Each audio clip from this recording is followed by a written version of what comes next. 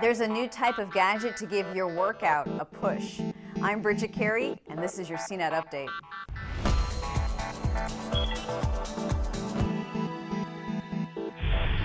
Fitness trackers are quite trendy these days. There are dozens of devices that you can strap on your wrist to track your steps and movement. But there's a new type of tracker that's for a more serious athlete. It's called Push, and it's a new armband designed specifically for strength training. I met up with the co-founder and CEO, Rami Alhamad, who gave a demo of how it works at the Sports Lab gym in New York City.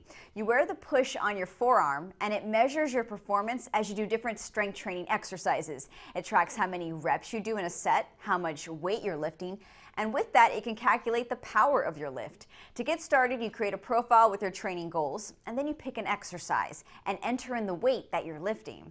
Press a button on the armband, and it keeps track of your sets. When you're done, you get data about your performance and suggestions on how to improve based on your goals. If you're fast, it'll suggest that maybe you should add more weight. And if you're not consistent during a set and you're slow, it can tell you're probably doing your max and that you're tired. But how tired you get can also help calculate the most weight you can lift at one time, which is important to know for athletic training. You want to keep pushing yourself further without going too far and hurting yourself.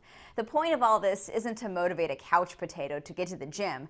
Rather, it optimizes your training. Most fitness trackers measure data 10 times a second.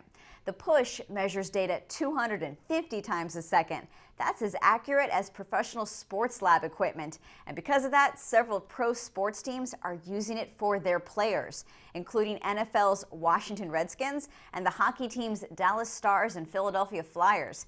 Those who pre-order now can get it for $150, and it'll ship in August. You can expect to hear more about different wearable gadgets like fitness trackers and smartwatches all throughout the week, because the annual Wearable Tech Expo is taking place now in New York City.